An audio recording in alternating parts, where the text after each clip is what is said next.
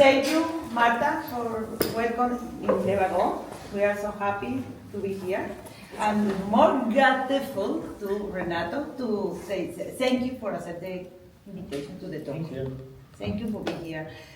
First, I want that you invite you to come here, Marta, and give your word about Lebanon, because it's important. I was thinking that today I didn't have to do an introduction, but I see lots of new faces, so maybe I do have to do it. So yeah, I work for Lebanon. We have the bottom floor of these beautiful co-working spaces, which, by the way, are Eden co-working spaces. And we are the leader in immersive tech and AI training. So our mission is to train people from all sorts of backgrounds in web development, data, and AI. And we offer full-time, online, in-person, and part-time formats. And we also help companies become more data-driven. We were founded in Paris in 2013, and since then we have expanded to a lot of different countries. We have obviously campuses in Lisbon, but also in Barcelona, across Asia, other countries in Europe, like Germany, Holland, etc. We're present pretty much everywhere at this point. But most importantly, we have a community that we are very proud of over 27,000 graduates who come from all walks of life, kind of like the DMK community of it. People that come from things that have nothing to do with tech, digital nomads, freelancers, and people that have created startups that have raised over 2 billion euros worldwide. Yeah, that's it from my part. Thank you so much, Jamil and Renato, for today. I hope that you have a good time in this event, and let's go to what matters, which is gamification. Let's play, great. So thank you all for coming. I hope this is an entertaining night. Some of you have seen some of my things in the past, but I try to make this a bit different. I'm expecting to make this very interactive with you guys, but I'll be also the timekeeper as well, so we have time to do some networking also at the end. So to start, I'm starting with this video.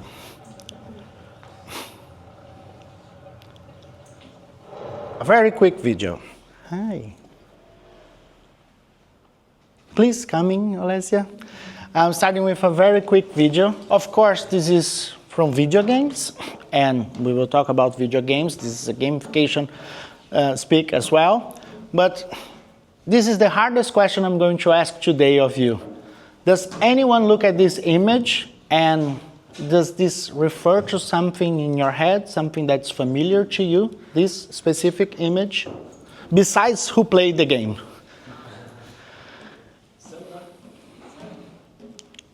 Someone tried to say something, but I couldn't hear. Zelda. No, yeah, Zelda is the game. Besides the game, don't worry. This, sorry? Like, come to the world. Yes, good. Similar to that. Great. So that was the hardest question. So I had to have this one so that you guys say, okay, I'm jumping in on the next one. This is a dilemma that I'm going to answer at the final slide. Okay, so just keep that in mind and let's start. So this is me. I'm Renato Carbone, or Renato Carbone for my Italian friends here.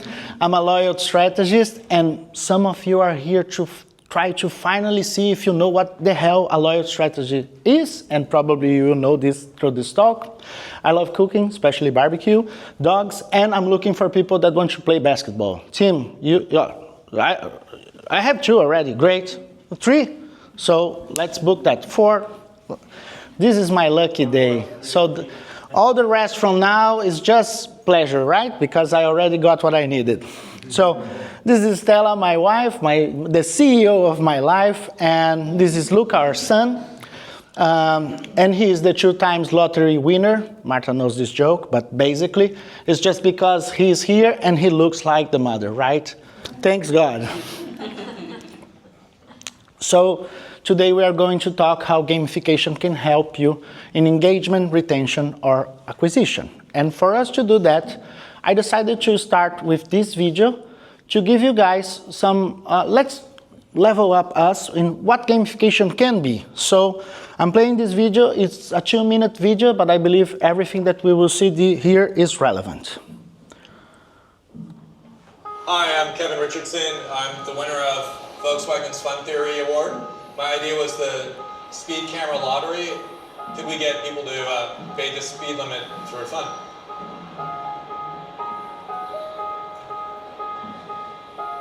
I really believe that fun can change human behavior for the better, and I was really thrilled to see that my idea, which started as a scribble submitted into this competition, might even become reality.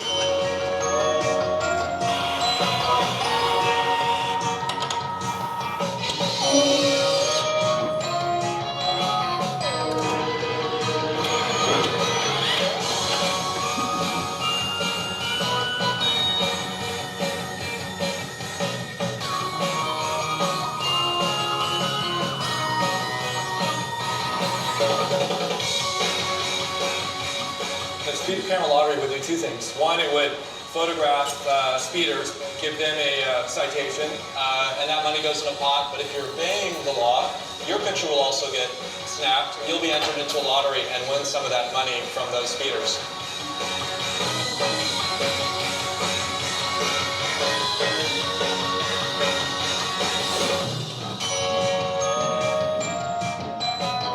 Jag kör alltid lagligt, men tveksamt vem vinner. Det är en bra positiv grej det där. Kör lagligt och tjäna deg, det är perfekt.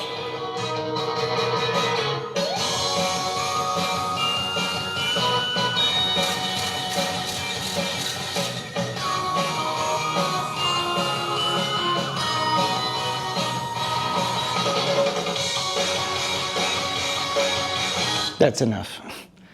So, yeah, I made this slide in case the video didn't play, you never control internet, but just to make sure everyone understood the idea. So we are taking the normal radars that we have that are giving us citations if we are above the limit, and that money goes nowhere. It doesn't do no good for no one. But maybe if that money could come to me, because I follow the norms, maybe I'll be more interested in following the rules. So he used the word fun a lot, and there are a lot of elements here that make this look like fun things. So it's fun and ludic, but they are not the key components that made the reduction of 22%. There was something for me, like the world would be better and could get some money, because we don't want, if everyone is following the speed limit, we would have way less problems that we have in traffic right now. So after watching this video and maybe bringing what you already know about this, could you guys try to shout it out, what you think that gamification is? Applying game techniques into real world systems or situations. Good. This is one option. It's like a way to attract new people to our brand or something, like in a different way. It is. It's also valid. Anyone else? Creating a better type of retention, so you can actually see it as a game and play.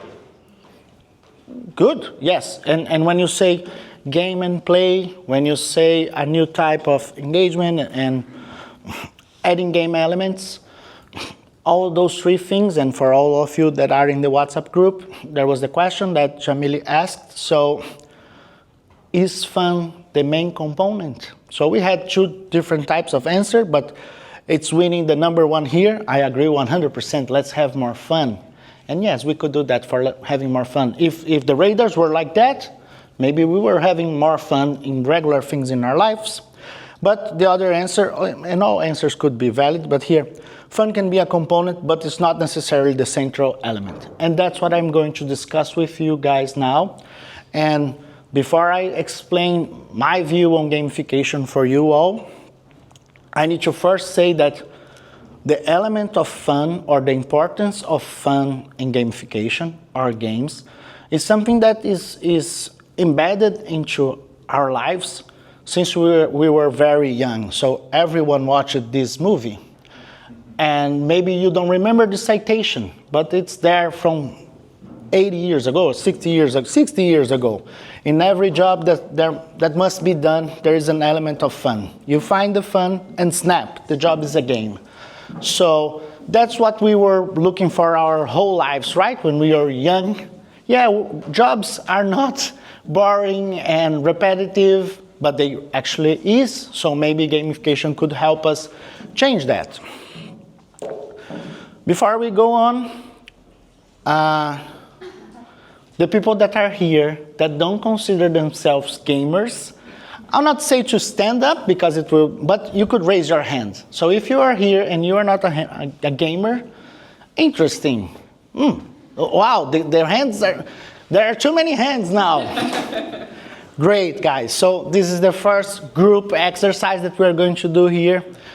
For all of you that, it will be easier if you keep your hands up again, very, very quickly. I need a hobby from you guys. If that hobby is not a sport, put your hand down. Your main hobby. Okay, so the ones that have hand up. Marta, what's your hobby? Dancing. Dancing. Considering that sport. I mean, the Olympics probably disproved that, but... Yeah, you are already ahead. You, man, what's your hobby? Board games. Board games. No, I'm looking for the people that are sports. Where are the people with sports? I'm confused. You, what's your sport? Mine? Yes. Wakeboard. Wakeboard. Daniela? Gym counts? Counts. What's a sport? Yours? Running. Running. Great. The guy, Jamili-san, what's your sport? Rugby. Great. So I use him. Sports. Rugby. Hey man, was rugby at the Olympic Games? I don't think so. No? It must have been, but in case I'm wrong, it's called Olympic Games for some specific reason. So I was asking for sports because yes, all sports are also games through my games and gamification definition. All the others like dancing and whatever other answers we would have, I hope I'll convert you guys in gamers now. So this is my approach from games to gamification. And all these images and things that you can read are books because you will receive then the material. So these are books. Some of them have links to TED Talks that could help you look a bit more about this if you are interested in this subject.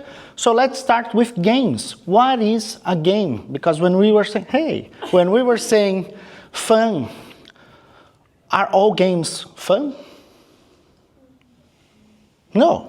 There are bad games, there are games that are not meant to be fun, and that's it. So, what is a game? A game is a voluntary action to solve an unnecessary problem. What this means?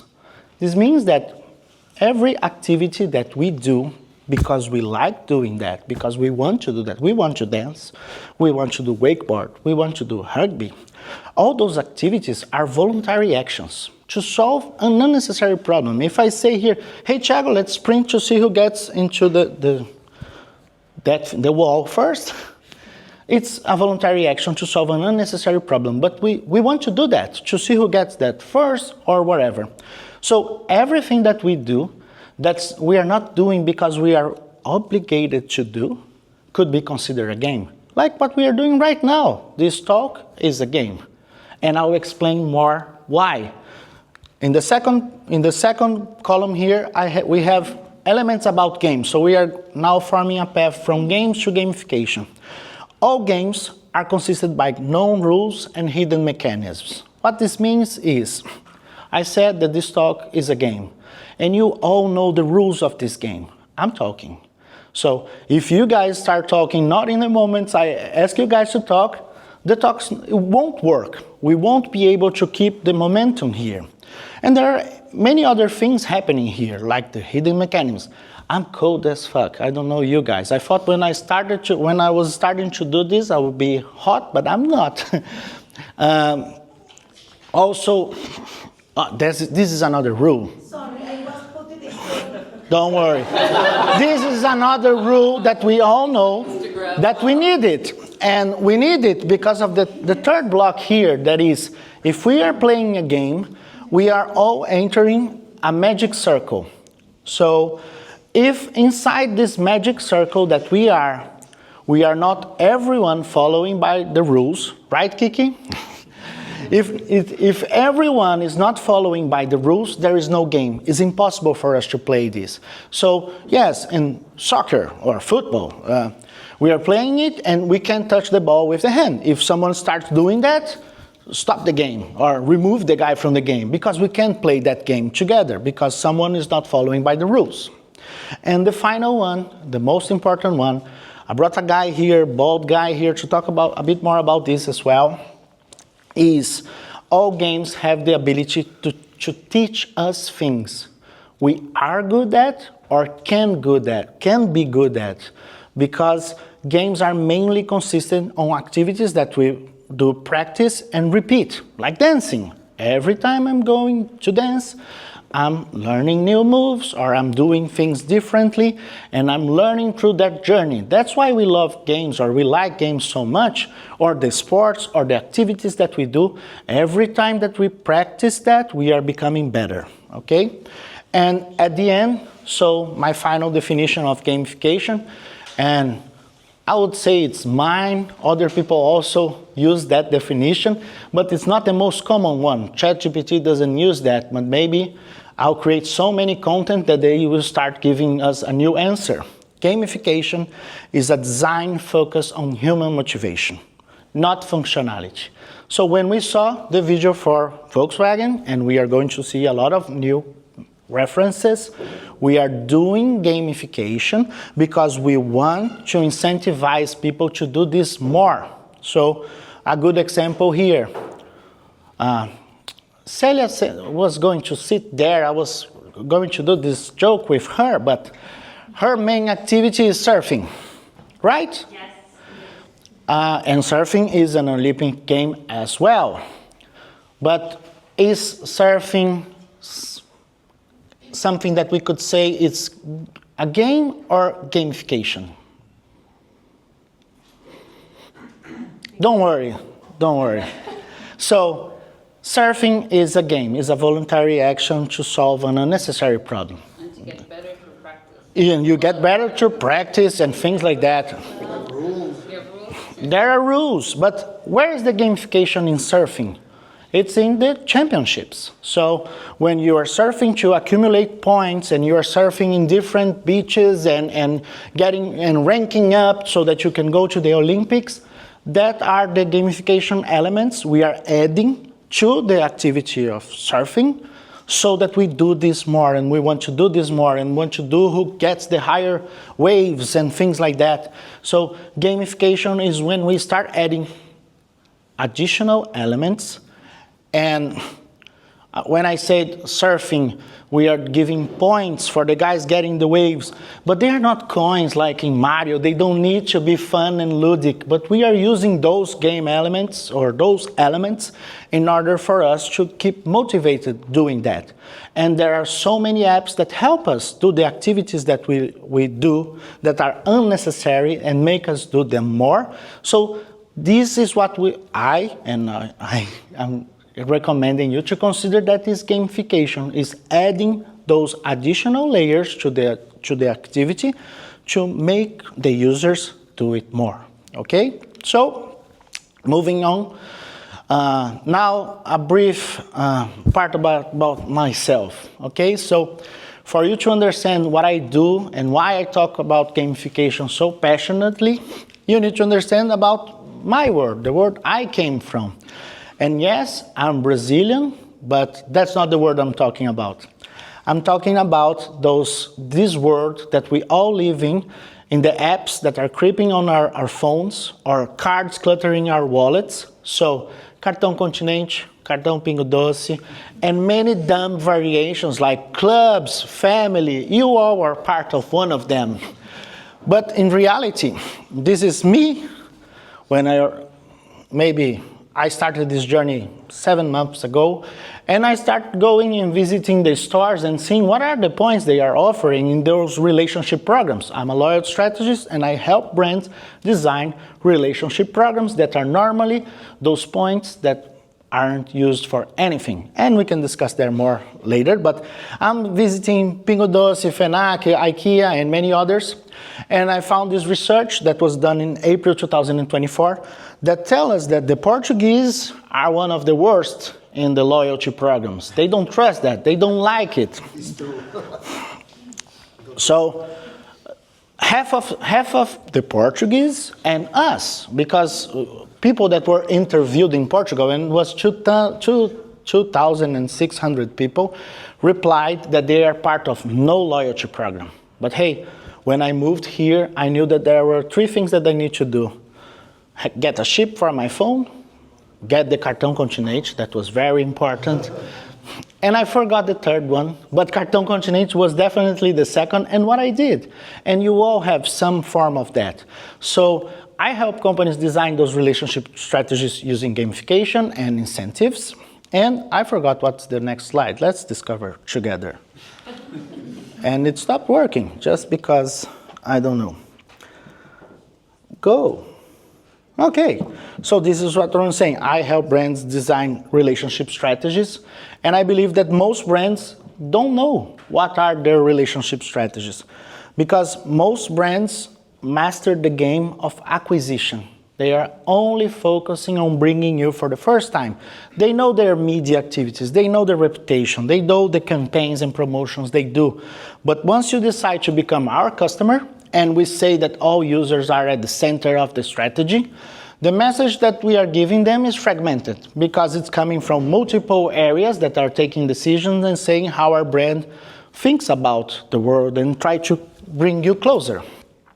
So what I've came to the conclusion is that most strategies fail, these relationship strategies, because they don't understand the motives. Why are us, or why are the customers returning? So let's give an example like Continente.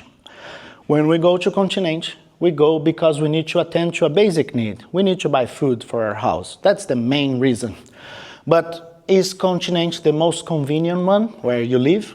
Probably not. Maybe it's Pingo Doce, maybe it's Lidl. Doesn't matter. There is a supermarket that you are regular because you need to buy things for basic needs. And all those supermarkets believe that if they start adding carrots or sticks, so if they start adding points or adding new mechanisms to make you come back, you will come back more often. Because why not? Why not go to Continente and get a 10% cash back in the current purchase? This would be the carrot. And the stick is, if you don't come back in 1 week, you lose that money. So they use all those strategies to incentivize us to keep coming back, but we don't know the motive why they are coming back. So because we are doing those incentives, week after week, we are just making people more anxious or frustrated and saying, fuck that, forget the cards, forget the points, just let me buy it, right? I'm here because of whatever. You don't understand me, you send me a lot of emails for fucking whatever that I don't know, so forget it. What the brands need to understand, and we all need to understand, is when we do things that we like, all the hobbies that we were discussing, we do it for our own satisfaction, okay? Let's skip the music, but yes, when we look at this, and this book is very interesting, the TED Talk is very interesting, Drive 3.0, the truth about what motivates us. I really like this concept. Yes, we do things to attend basic needs. We do things because of extrinsic rewards. So if someone offers me a benefit for participating in whatever, probably I'll do that in a short period. But for me to keep practicing this, like Celia, I'm trying to surf. She said, I'm surfing, but I'm not getting good at. But I love this, and I'll keep doing that because I like this. So if brands are not trying to understand us and creating mechanisms to connect with us, to make us engage with them because we like doing that, because we feel recognized by doing that, because we feel that we are improving depending on what we are talking about, there's no way that we fix this game only giving points that no one redeems, okay? So, let me show you a real example on how gamification has already transformed us. It's not that example for Volkswagen that they used only once and created this very fun video and we say, that would be nice. Let's say how gamification has transformed all of us. This is the catchphrase for one big company. We ignite opportunity by setting the world in motion. Anyone would dare to say which company it is? Yes. Yes. So Uber, and it keeps saying, what started as a way to tap a button to get a ride has led to billions of moments of human connection. Very powerful. Marketing is great, right, people? So it's very powerful. But why Uber has already transformed us? Because they have solved the weirdest problem. The weirdest problem. What it is? Talking to the driver. Almost. One step prior to that. Job? Wait. Knowing when the driver arrives. No, that One second. almost. What? You are all right. Do it. No. Yes, do it. Do it louder. Going into a stranger's car. Boarding a stranger's car. We are doing this. I did this. Probably half of you did this today. We are boarding a stranger's car. Things that we know that we can't do. We shouldn't do. And we are doing this a lot. And the most interesting thing is the way they solve this is 100% by gamification. And you will see in the next, when I put the button. But before I do that, are you all familiar with Black Mirror? Yeah. Black Mirror, the Netflix series. Yes. The Netflix series that talks about futures, weird things, and probably you watched that one and said, this is never happening. Right? That girl, and then she lost stars, and she wasn't able to get a ride, wasn't able to pay for anything. This is exactly how Uber transformed the world. They created exactly this world where by a 1 to 5 feedback that I gave with no instructions. We are using Uber for 10 years and we have no idea what should be a 5-star ride, 4-star ride.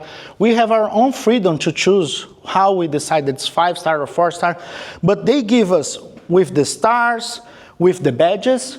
In 3 seconds, we can look at the app and say, hey, this guy made 10,000 travels with 5 stars and whatever. I'm boarding that car.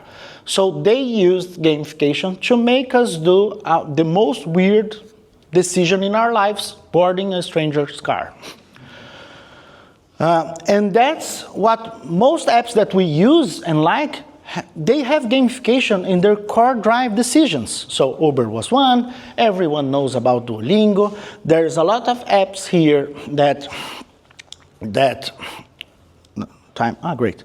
There's a lot of apps here that use a lot of gamification techniques, and I'm going to talk about one in particular.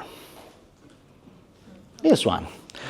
This video is in Portuguese, but I have subtitles in English, and please pay a lot of attention.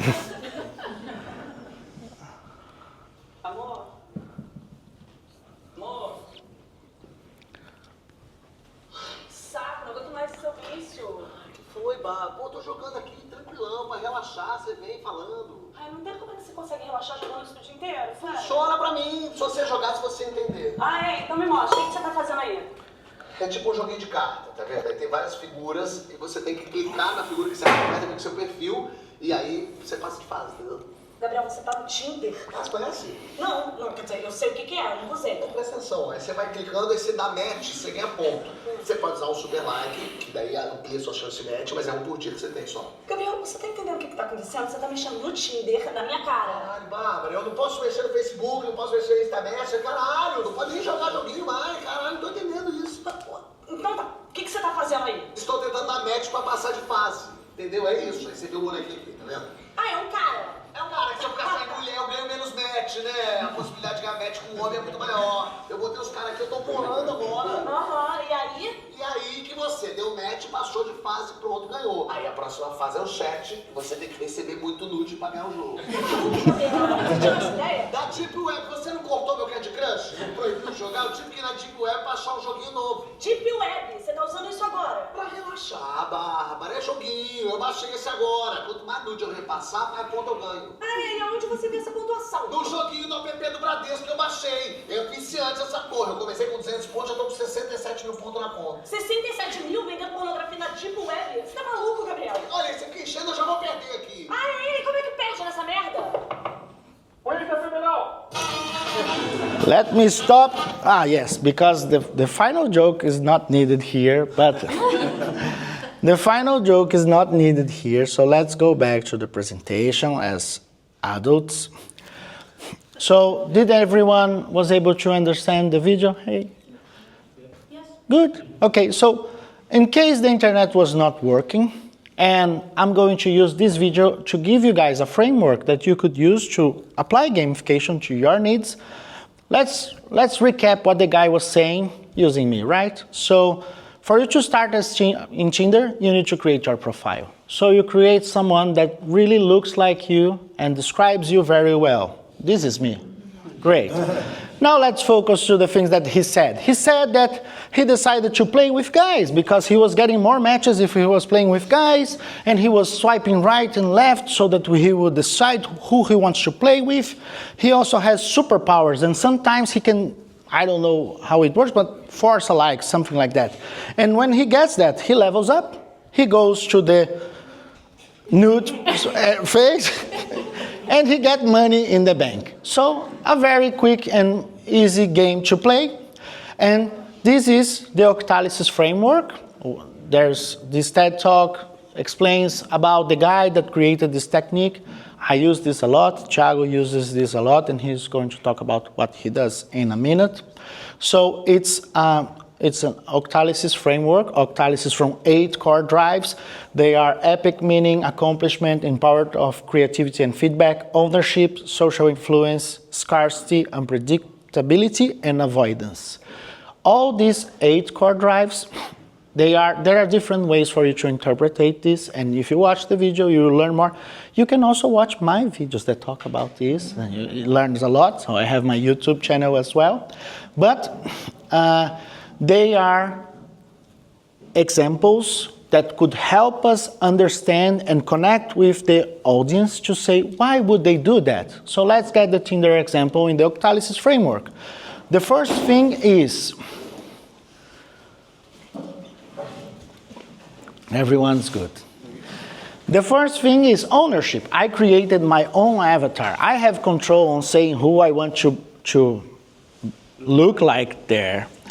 And I can use my creativity to put things saying how I like to exercise a lot, and that's why I'm very muscular. And I'm getting feedback because the people are connecting with me and swiping right always, right?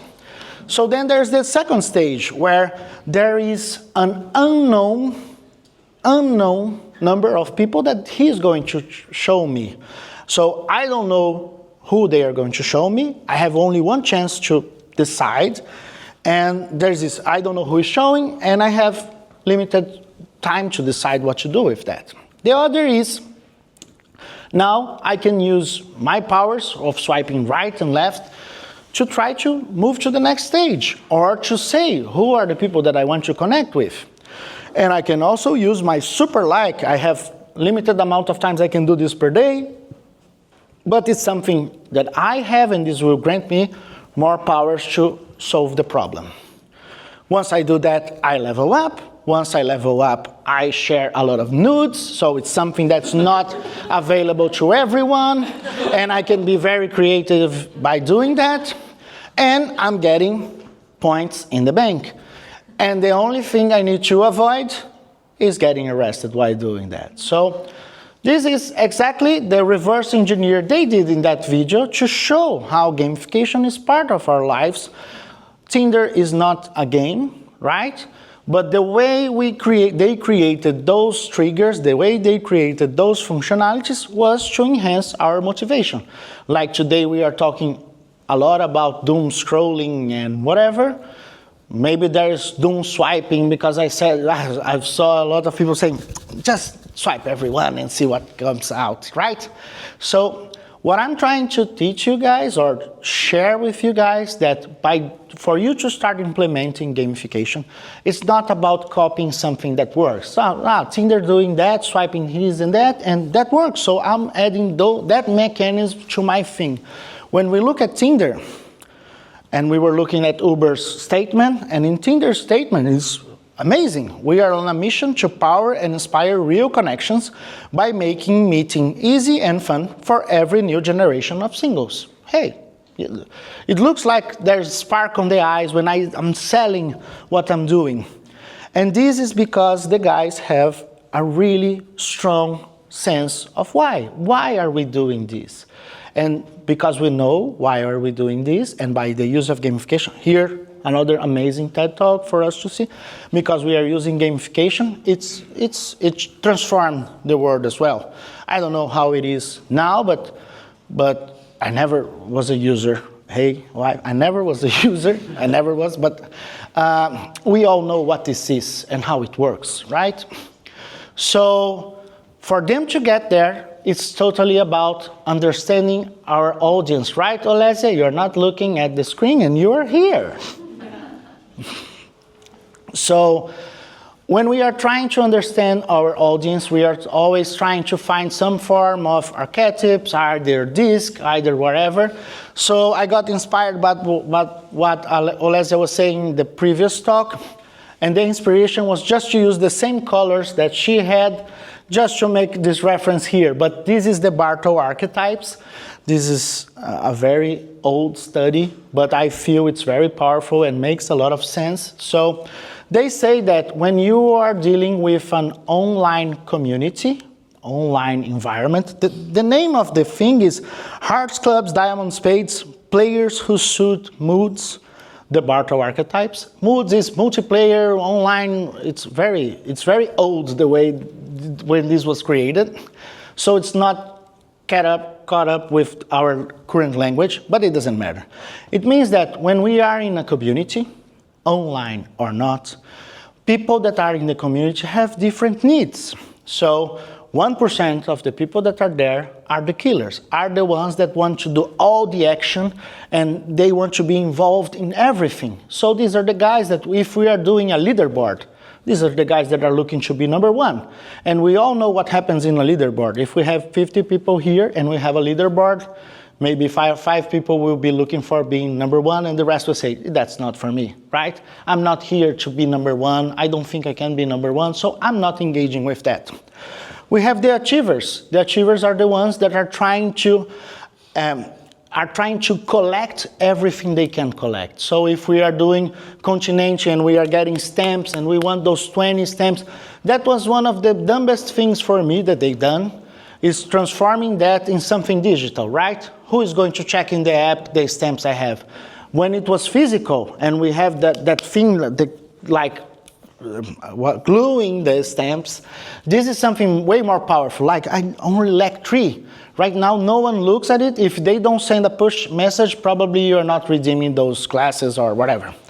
There are the explorers, the ones that want to know everything about what you are doing and clicking in everything and learning all about they can do about your brand. But this is all of us, right? This is why we are here. Mostly 80% of the audience are there because they use this as a way to connect with other people, either by having something to converse about or being there to converse. So when we talk about the brands that we like, which brand that we like really has a community for people that love the brand to talk about the brand?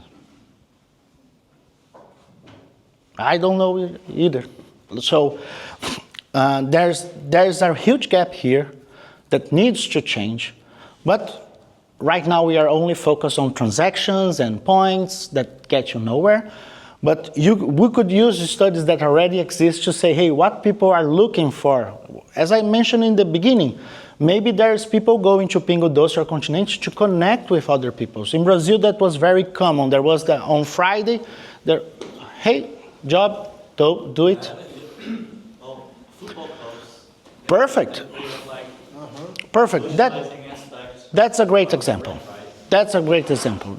Good. So, yes, football clubs, they have their membership. They have a lot of things for them to do there. They could be thriving in that direction. But I'll just go back to the example I was trying to make. Like in Brazil, there's Pão de Açúcar. Even the name is identical. The identity is identical. And in Pão de Açúcar, every Friday there is a wine club. So a lot of people were gathering at the supermarket to drink some wine, taste some wine, and meet new people at the supermarket. So they created something to allow people to socialize using their own environment. So this is, you've seen my brand's logo throughout the presentation. This is the thing that I try to explain to everyone. It's not that hard to start doing real gamification or valid gamification. You need to know your business goals. This is always where you start. I need to sell more. I need to sell to more people. Normally, sell is the word that we are looking for. But we need to understand the user needs, because the user, that's why we talk a lot about gamification. There are 3.5 billion gamers in the world. Half of the population play games. And they do it only for entertainment. They do it because they like it. And the brands are saying, why are they wasting so much time doing that? Where they could be wasting 2 minutes downloading my app and doing something. So maybe I should make it look like a game to make them try to do it. Just trying and not understanding the real needs and the real thing that you are granting them will not take you there. But when you find the shared interests, then you can do a gamification that properly works.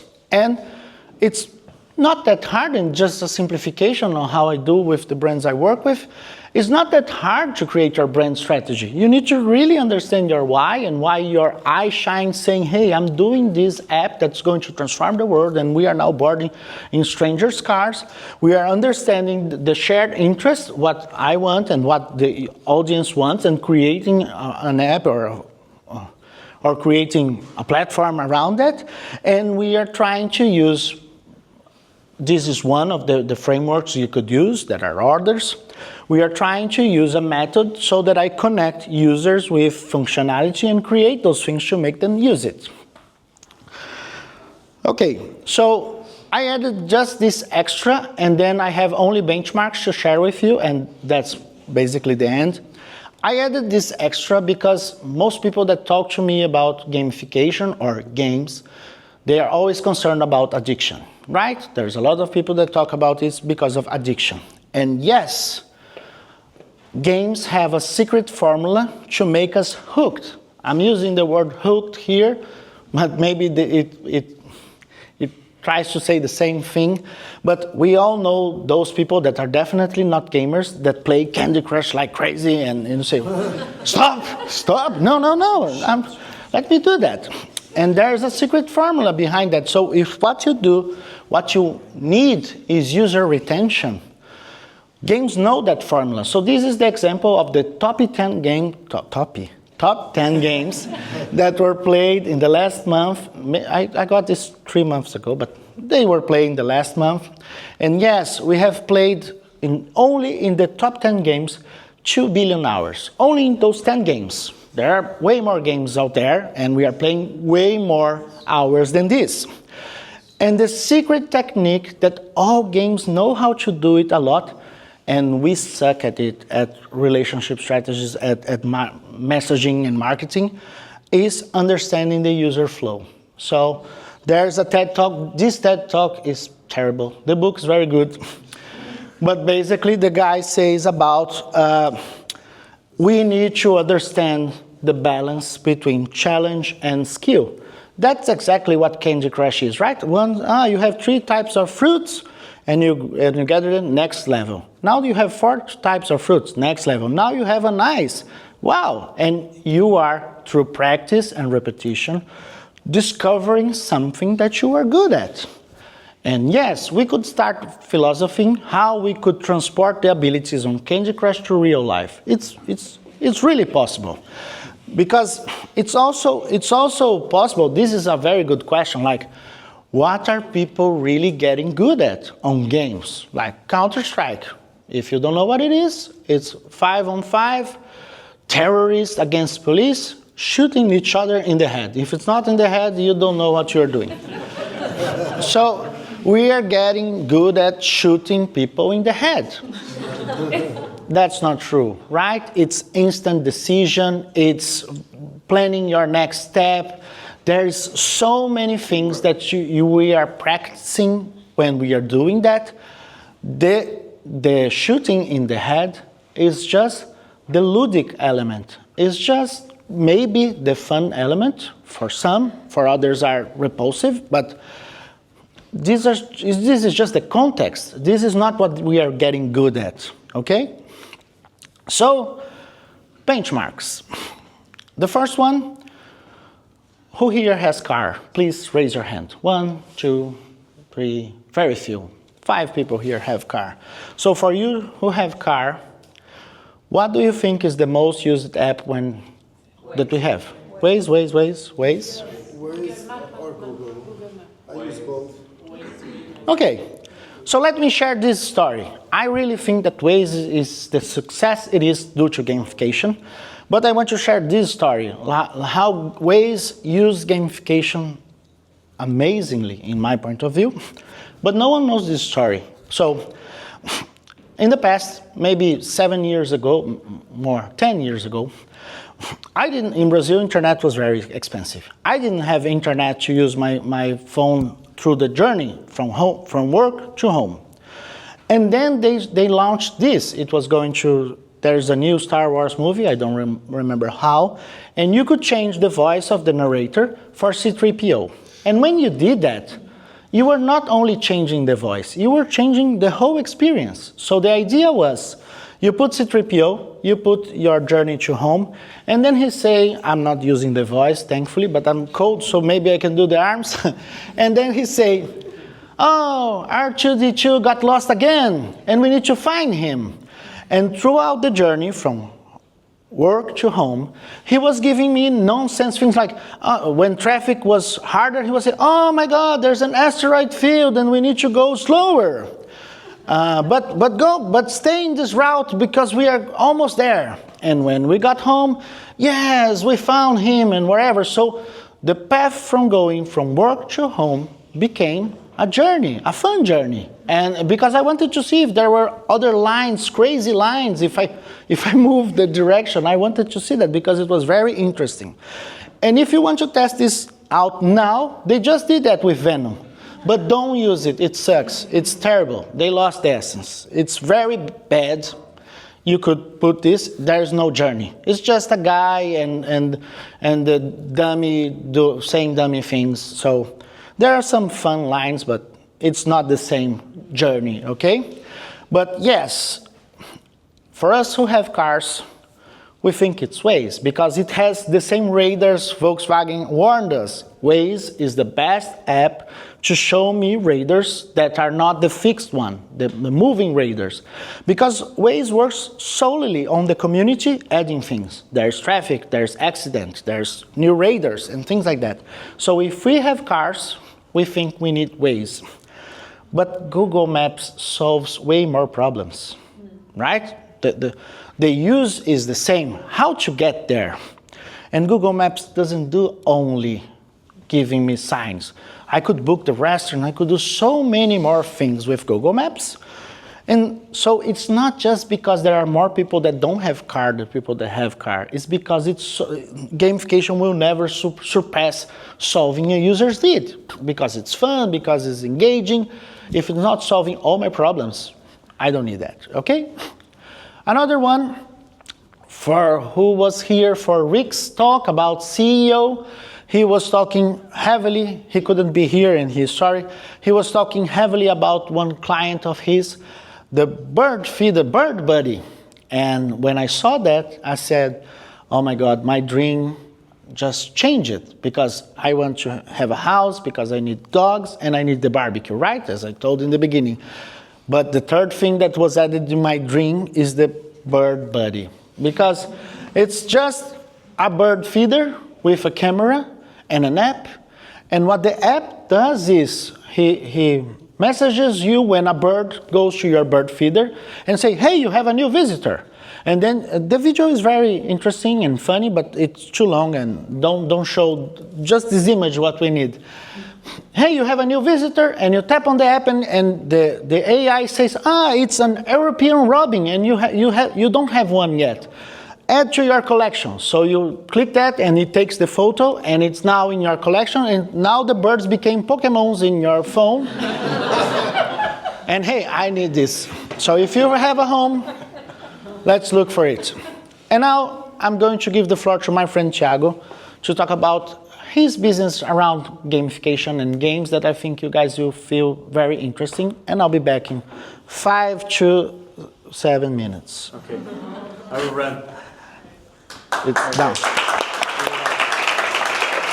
The camera is here. So, thank you for inviting me today, and thank you all.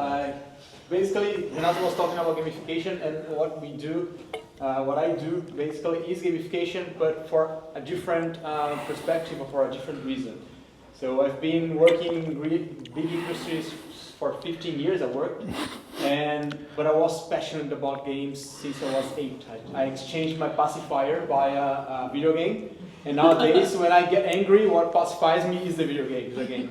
So I found a way to connect the two things, the experience I had in the corporate environment and the passion for games.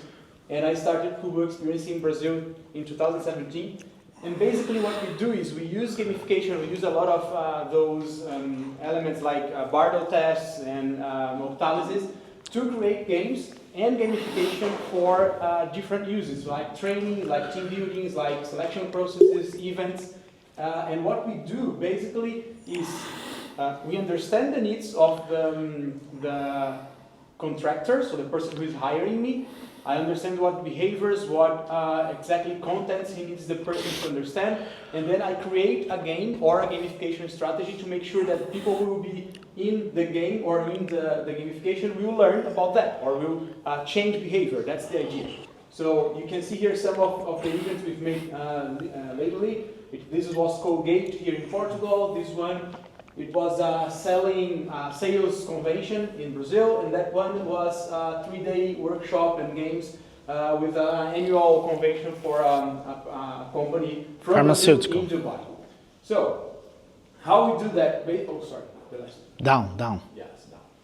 So, this is one example of gamification used for an event, an online event.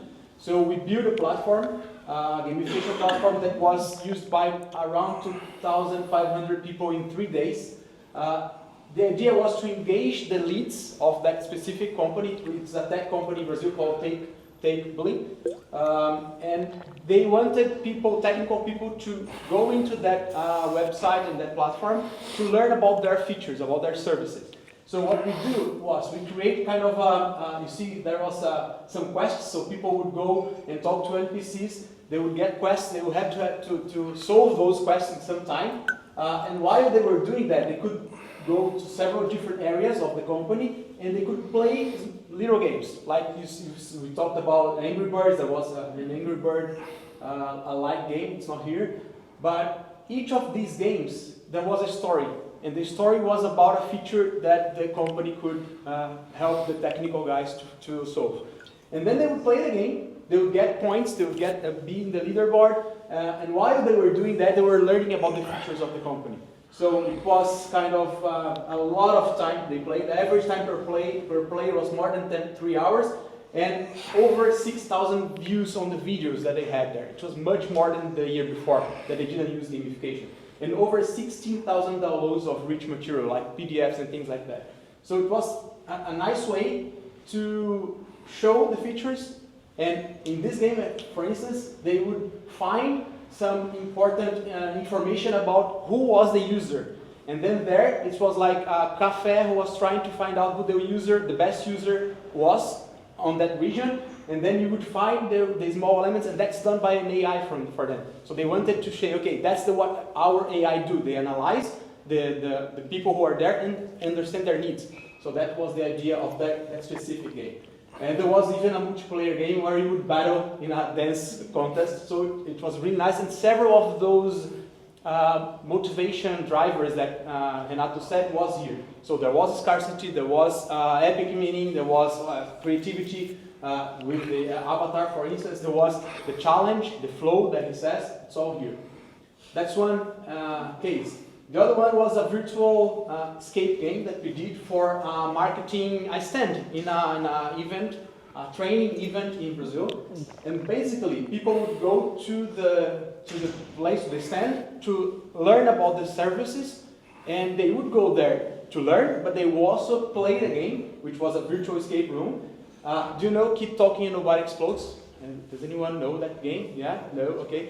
Basically, it's a game where you have a virtual place, you are there, you have a bomb, and you have to disarm the bomb, and to do so you need instructions from someone who is outside of the virtual world. So you need to talk to this person, because you need to say, okay, this bomb has, I don't know, a dial, and then 2 wires, and then there's and then the person who is out needs to find that information and say, okay, so cut the red wire. So what we did here was almost the same, but with escape rooms. So they had to put those cards on the right order, and to do so they needed information from whoever was in the stand looking at whatever was happening there. So it was a lot of fun, but a lot of engagement with the services and the content. And then this one is the auto show in Brazil. It's the biggest one in Latin America, and we created an escape room, and that was a physical escape room. That was a kind of a car there, and people would have to find the key. Basically, they were late for their flight, so they needed to find the key and turn the key and go and leave the place, which was a kind of a camp site. And to do so, they needed to solve some riddles, and those riddles were all about the services from the Movida. It's a rent-a-car there. So they learned about radio Movida, the Wi-Fi, the Movida carbon free, so several different features or services they had.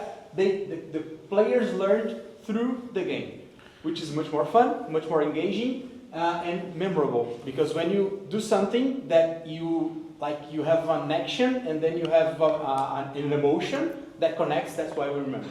So if I just get a paper and say, okay, that's what we have as a new feature, and say, okay, I will crush that, and in 5 minutes I forget everything. And with the game, people were talking. It was kind of a full stand, 1,450 people in 10 days. So it was a crazy line because they wanted to play the game. Okay? So this one is 3 different. My time. Do it. I've do it. Already, so. No, do it. So 3 different digital games for dermatology congress. So imagine that we had to make the doctors go through 3 new products from this company, from this pharmaceutical company. So the way we did was create 3 games. They would play the game in a tablet. They could leave, but they say, okay, all of the doctors participated in the 3 activities, even though they weren't mandatory, because they liked to play the game. So that was a way to engage the users. So that's it for me. It's just to show how we can use gamification in a marketing environment to drive behavior, to engage, to acquire people, and several other things that we can do. So that's it. Okay. Thanks, man. So, final slides. I also brought our friend Felipe. He couldn't be with us today, but most of you that are regulars here know Felipe. So Felipe is just launching this Arena's Quest. It's a game that he developed to help in creative process to unleash creativity, rapid thinking, and giving random challenges and bringing the repeatability that we were talking about. So it's very interesting. Me and Thiago played. He's fine-tuning it, to be honest. I can't say that, but he's launching this tomorrow, but as a soft launch, and he will launch later this year, and you all probably will be able to get access to it. It's very fun, and Felipe is doing a very good job on that. I also wanted to have Max here, but the guy, I met him yesterday, and the guy suffered an accident. I don't have details, but he's sending me messages saying, I'm sorry, he's not here. So the guy just created this game, Zeg, and it's a game for you to have ice breaking or to network. So basically, he creates a QR code. He has created a QR code for here today, but he didn't come.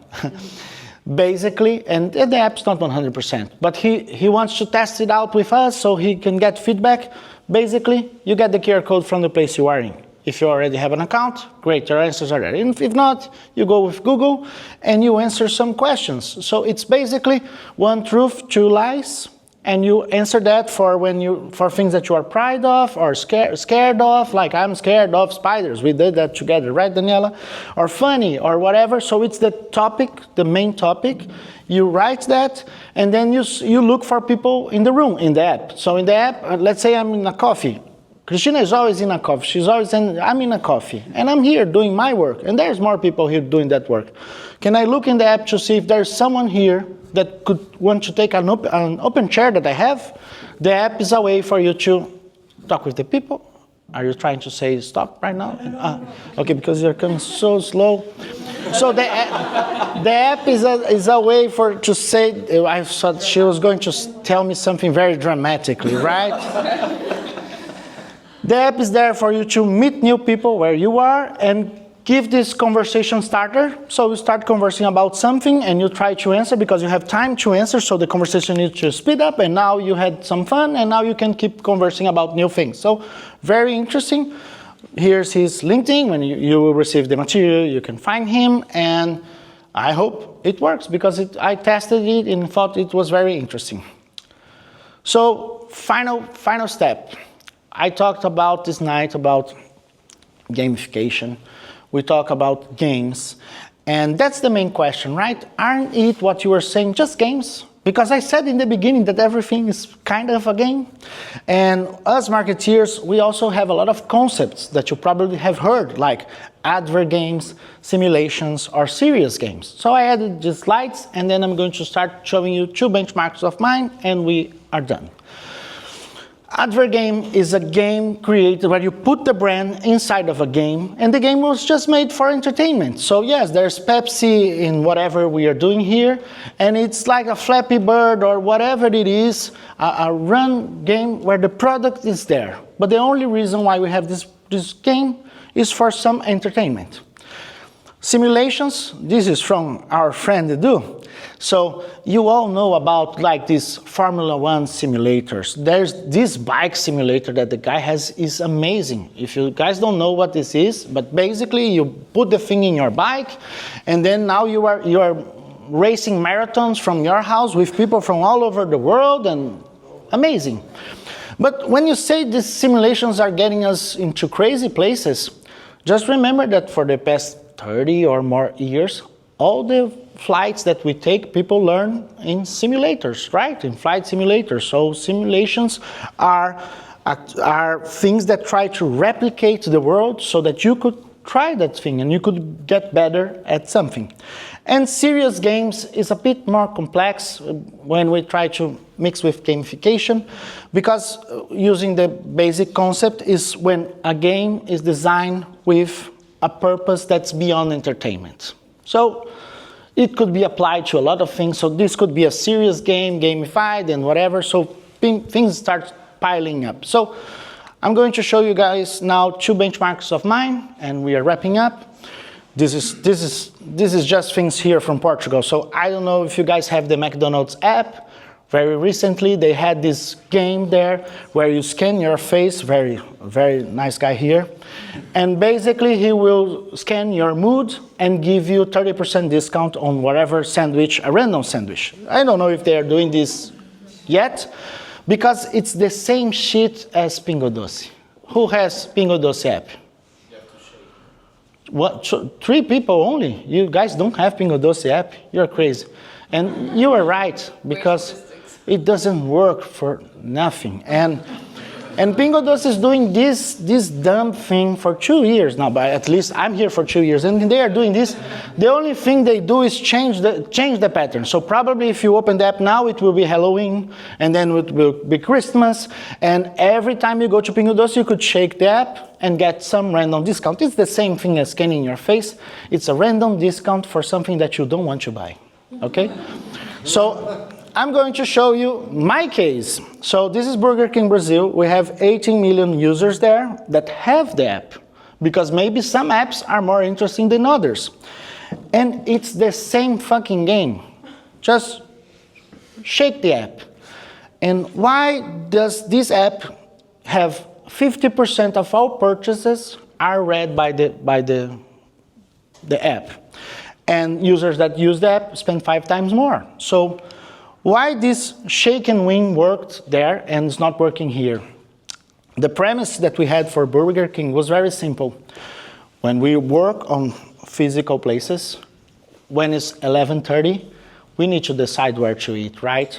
So when we are starting to decide who is going to eat together and where to eat, if maybe there's a chance to get a free meal, it's very different from the other approaches. If there's a chance to get a free meal, either a sandwich, either an ice cream or whatever, hey, I got the ice cream. Hey, let's go to Burger King, guys. I got it. Or maybe someone in your team, and there's always lines, so you always go with someone.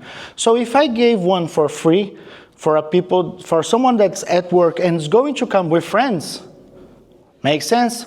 And the real thing is you have only 30 minutes to redeem. So if you shake the app and you win and you are not here in 30 minutes, I'm sorry. So that's why this was a big game changer for them. We did this 3 years ago, 2.5 or 3 years ago. KFC did the same idea in London and got a lot of awards. So it's the same thing, but adding more elements that make sense with the user journey, with the user motivation, okay? Final one, this is for Volkswagen Brazil. They do this sales incentive campaign for the past 15 years, and they have this name that they are so passionate about, Territory Volkswagen. And when I started working with them, I said, territory is just dirt beyond light. It's not the car flying, right? What? This was original idea 15 years ago, something looking like the Sims and the dealerships and the people were there. But right now it's very modern. And territory is just a way to say that cars are not flying. So what we did, wow, this never should happen. Thiago, you are hacking my things, man. So the discussion with them was, how can we bring back the essence, the territory, to the essence of the relationship? And as you can see here, this is the new revamped communications, and there are some elements here, like when you see that the territory, there's this hexagons or octagons or hexagons, right? And some people's face here, this is a hint to say, what have we changed? So what we've changed, and let me say this first. At the beginning, I was always saying it doesn't need to be fun or look like a game. But when it does, it works a lot as well. So what we did is, territory is now a digital territory, a digital map. When you go to the website to see the cars that you are selling, now instead of having a leaderboard that was just saying Thiago is first and I'm the bottom 20%, I don't care, now there's a physical territory where people are getting their slots to be part of the travel, no, the voyage, I don't know the correct word. At the end of the year, they will get the amazing trip. So now the ranking is something that exists in the virtual world, and my face is there, and I know what I'm doing, not in a bank extract. I know it in a very simplified way. So you sold this many cars, you made so many test drives, you have reached so many goals throughout the months, and we can use that to decide who is going to take places in that ranking. Because most problems with leaderboards is that it's passive, right? You go into the website and you see, I'm not top 10. Screw it. Or why am I not top 10? It's not easy to understand that. So if we make it like there's the virtual territory, there's Thiago's face, and there's a hint there saying, hey, click on Thiago, because now you have more sales than him, and you can collect that territory for you. This is a physical activity that you are doing. You are getting possession of something, and now you want to keep that. So we are adding those activities to something that was normally just bland. I would never interact with that, but now I'm interacting, I'm taking ownership for my results. And we are also, of course, converting this into physical. So you guys probably know Supertramp, and Volkswagen did that. And what we want to do is the guys that won the trip at the end of the year become physical cards that we can play with them, and I can show my kids and he will be proud, and we can do this every year and create collections. Like, I want to be featured at that card every year. Of course, this is not for sale, but they have 4,000 sales guys, so they are printing 4,000 decks, and a lot of families will enjoy this idea, right? So this was the gamification workshop. I'm Renato Carbone, Loyalty Strategist with my brand Tinkering Loyalty that helps brand incentivize through loyalty and gamification. I've been doing this for the past 15 years. I've done this to multiple industries, and that's why by doing that and by seeing all those programs that fail because we're giving points that were going nowhere, I decided to learn more about this and learn more about gamification. How could we change that? I've won awards and by doing that, and I'm really proud of that. And I've worked with a lot of brands, globally or not. And for you guys, if you could scan this QR code to give a feedback on the talk, I would be very much appreciated. That's it.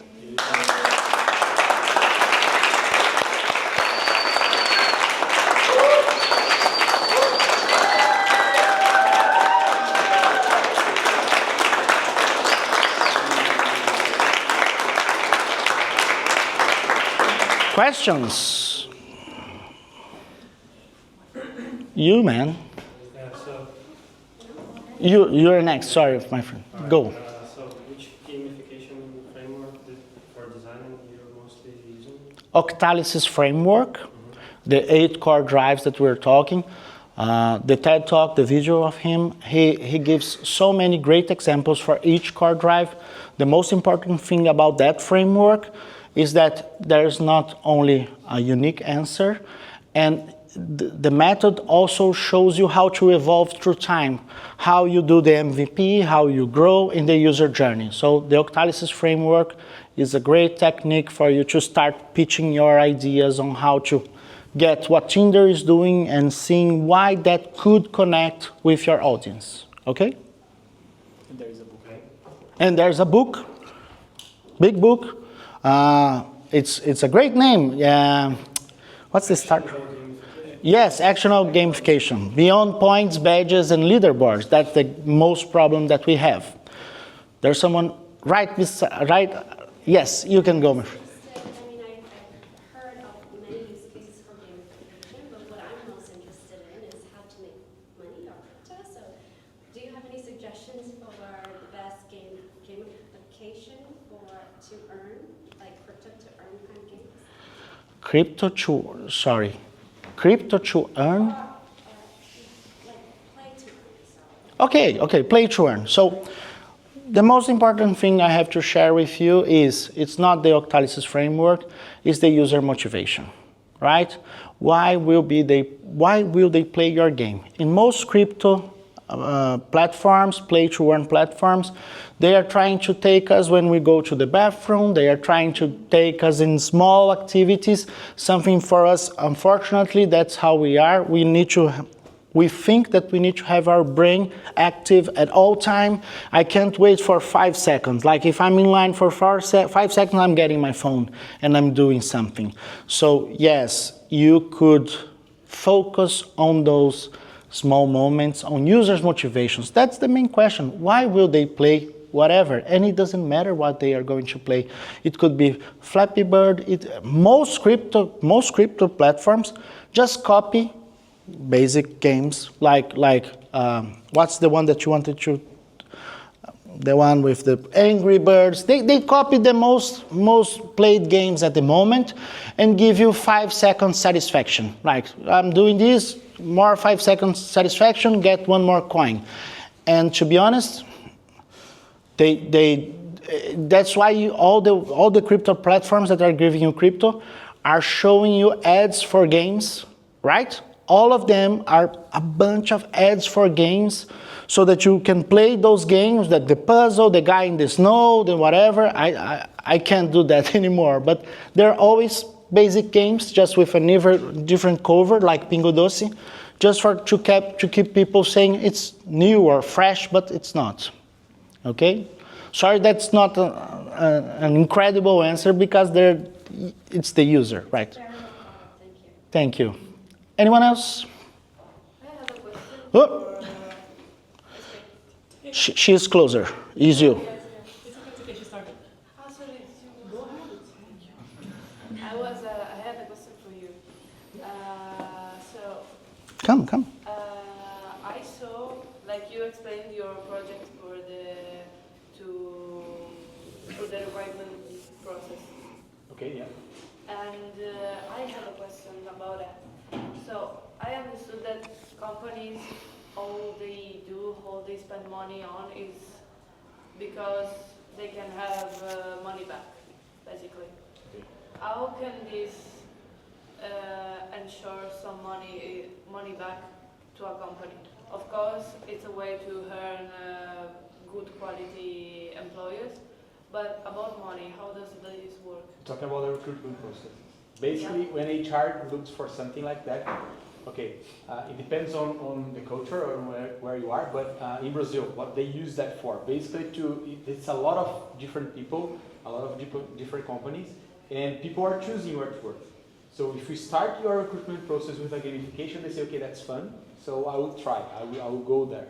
Then when they go through the game, basically the HR team and the managers, they are looking at how you interact, and there they are assessing some of your soft skills, basically.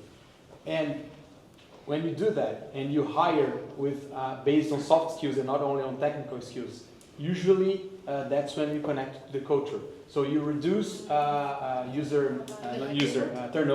you reduce turnover, you make people more engaged with the company culture, and that makes them, like the investment they do on the recruitment process, they will not have to do it again soon because the people will be there. So basically that's how we sell that. So use gamification, you get good people, you will learn about the people, and then they will not leave your company soon. So gamification makes the turnover reduce a lot.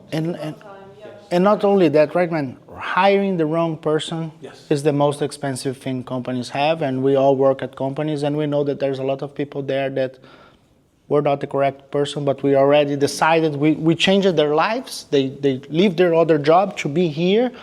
Now we need to make that person work, but it was so limited time that we had to learn about them. It's like Tinder, right? He faked it, and now we need to make it work. So this gives more quality. This gives more quality to that process, and it's an investment that doesn't have direct return of investment for them to calculate, but they know that they are investing in the right things. Yeah, and when they are playing the game, like they're not faking, they cannot fake. Like for 5 minutes, they may even remember that they are being assessed, but then 5 minutes later, they are like they are. We are going through a recruitment process for Kraft Heinz now. And some interns, they're playing the game, there are managers, HR managers, and they are like swearing all the time. It's okay, man, we have to do that, and then they are crazy about the game. that they forget they're being assessed. So that's where you get the proposal.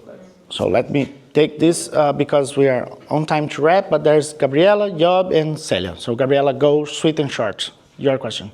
Okay, thank you for your presentation, so nice. And I got why it's good to do it and all the cases that you have done and worked well. But have you done some that didn't work, and can you share why? Like this? A lot. A lot. But basically, the most reason why it fails is because we had wrong premises. We have assumed that the users wanted things, but we didn't really ask them. We asked the boss, right? The guy that agrees on doing this or that. He sees the world in a way, and his words count more. And sometimes, even by being an outside consultant, you don't have the force to say, so don't do it. And that's the main reason why it fails, not listening to the user. Okay? Job? I'm curious, like, when do you use an infinite perspective in a game, and when do you use a finite perspective for a game that you design for companies or? The beginning of your class, infinite and finite, it was. That's something I learned nowhere. But you have an infinite game and a finite game. An infinite game, that's the point of the game is to keep on playing. Exactly. And a finite game is a game with certain. Perfect. So this is another great reason why it failed. Every time we are doing the strategy for that, the people on the other side of the table only thinks on the finite. Let's get Continente and Pingo Doce as an example. They design a journey for me to get points or cashback if I buy someday, and 10 days after I need to come back and use that. And then, we are still their customers. But the game is not evolving. I don't want to play that game over and over and over. It lost sense. So it's very hard to say that a game is finite. For me, a finite game is, for example, a book. You read a book and you went to the end. It's finite, it's in your shelf. But sometimes you want to take that out again. So for me, it's very hard to say that we are doing finite games, and when we are doing it, there's a specific purpose. Like Thiago, I'm doing this for this event, I want you to play this and learn this, and that's the end. But when we are designing relationship strategies, that's my case, I'm hardly at that stage, okay? Can I just do it. Like the sweet and short. Form that I showed, that was for a specific event for 3 days. It wouldn't work if it was for a year, because it would be all of the same boring again, and again. So it was for 3 days. They needed to rush people into there and learn. So it's different. So if you want people like learning and development, like a learning LMS. So if you want people to keep engaged, you have to change the game all the time, and that's what you're saying about an infinite game. It's not only one game; it's several different mechanics going on during the whole If you year. have a certain goal and you need one certain outcome, you would go for a finite perspective. And if you want to play the long-term game, with better retention and everything, you would go with a infinite perspective to basically engage the process. Okay, Celia, you have the last one. Okay, I'll be quick. Because you're talking about, using gamification for customer retention, training, even to avoid turnover. But how would you apply that for a software, for example? Talking about myself. Perfect. Maybe I could apply gamification to my software to actually increase user adoption, for example. Yeah. So the first step is define the audience. Great. You have different audience. You have the manager, you have whatever. Then you need to define the behaviors. What are the behaviors that you want to incentivize? What are the behaviors that you expect from them? I want them to put the data in this order. I want them to check the reports. I want them to push notifications to the team for this or that, depending on what the app does, okay? And when you have those behaviors, with those behaviors in hand, now you can go and understand the user. Why the user don't want to feel that? Why the user are not engaging with that? Okay, I know what I want as a business perspective. I know the users and their pains, and now I'm going to find a way or define a mechanism and define a trigger that will motivate them to do that more. They could do it, for instance, don't do that, okay? But just one example that they do it a lot, like if you fill in your reports every day and you get a booster, and if you do it for 30 days, now you get 1 day extra to deliver the process because you didn't do it. For instance, in the vendor manager, okay? If they are doing the feedbacks every day, if they are complying with the dailies, if they are moving the things every day, they are getting experience bar, and that experience bar needs to grant them something. They will grant them one way where the squad screwed, that they can call you and say, I'm using my card, my experience points, something happened, and we are pushing the sprint 1 week. So now you give something for the vendors to say, I'm being compliant because I'm doing exactly what they expect, because this is giving me confidence, relationship, and I know that I can call and say, something went wrong, give me a week. So we're talking a few months. Yeah. So that's it, guys. But that's it just with a joke. At the beginning, I said there was a hard question, and there was a dilemma there. So I love video games. This is one of my favorite games. Someone said this is Zelda. This is one of my favorite games, Zelda Breath of the Wild. And it starts like this. A guy lost in a cave, very cold. I'm still cold. Lost in a cave. He forgot who he is. He forgot what he was doing there. And then he opened the door. And when he opens the door, the light sun came in, and it blinds us. If we are in the game, the light is so brightened that we can see either. And this, for me, is the power that games bring to our life, this context, this narrative. Maybe you remember this, and I remember this from Plato's Cave. So it's not everyone that knows that, but Plato's Cave is the theory where there are guys that are chained in a cave, and they can't look at the sun. There's a fireplace there, and everything that's going in the outside world are just reflections, just shadows in the cavern. And they don't know what's the reality. But then one guy gets loose, and then he starts his journey going out to the outside world. And I'm just using this thing because for me, it's been this hard journey talking about gamification. If you go to ChatGPT, there are quick answers about that. There's a lot of science behind this. All brands are doing those points that we don't want. So I feel like I'm swimming against the current, and I'm The thank you was. Tiago. No, this was not Thiago, it was me. The thank you was just because, like, being able to do this and share this knowledge with you guys is when I feel like the world is changing and can be this beautiful place. Okay? Thank you so much.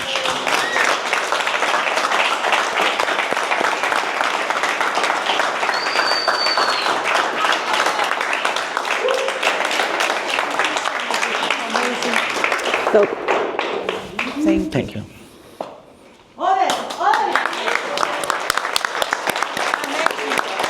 Thank you.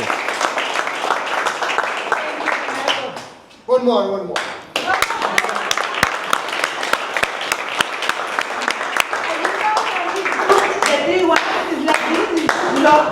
If you want to read, and we have 3 times of free, it's a good luck for you and for all of here that we are present here.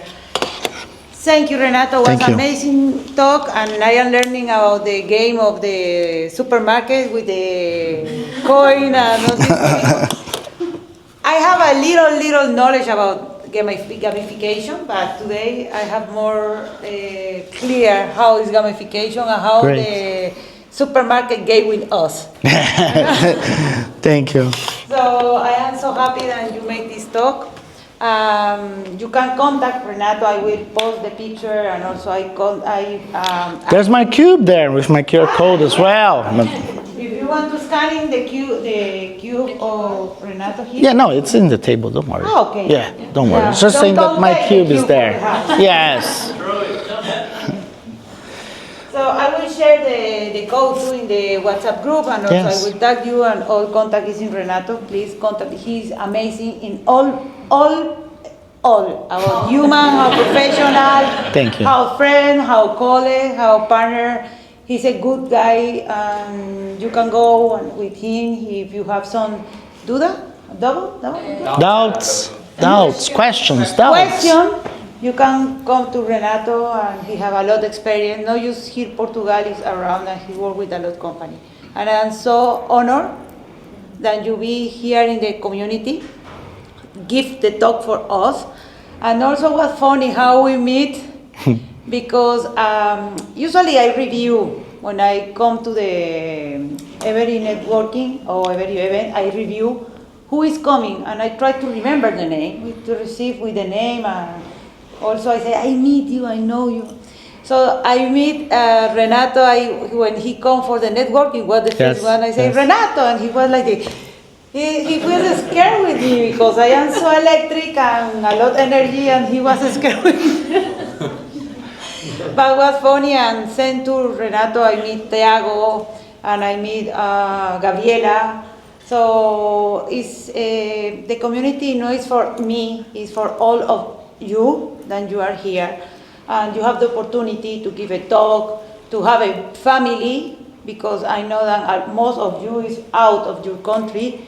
And I know, because I am from Colombia, I need this warm family, and everybody is welcome. I am so happy to be here with you. I want to say thank you to you, thank you to Kiki, thank you to Marta, thank you Renato, thank you to Del Vago, thank you my son that is here, and the photographer, because I forgot the adapter. Okay. And also I have some news. So this month we have 5 events. I'm sorry if I take some event of other place, but we have a nice event this November. We have our first talk, we will on Monday, and this is exclusive because we have a job here. Yes. Our speaker on Monday, because he left and he's good on sales. So I know that a lot of you need something technical to solve. So I take the advance and opportunity to have job, our speaker on Monday. I will share with you in the chat about this talk. It's in the base on Monday. Also, we are part of Portugal Tech Week too, with other event that is about the video and how you viralize videos in YouTube too. Great. And he's good too. Also, we have plus co-working too. So all event you will be in the WhatsApp group. And Felipe. Yes. I am so happy with Felipe, because Felipe will be with us on networking on Wednesday. He will launch the game with us too. Ah, great. Yeah, it's a one secret, but I will give you this. How do you say? Spoiler, yes. And also we have more spoiler, but no, I don't want to tell you anymore, because I want more surprise to you. But Felipe will be with us in the networking. Every networking for us is different. We have a Thiago, we have a singer in our networking, we have a cake. We have a lot of things to do, is take out our some comfort zone and take out our child that we have inside, and it's a good moment. So I want to say thank you again. Thank you. Please don't go. Picture. And what is the picture for the news? Why we have a picture? Because we are very pretty.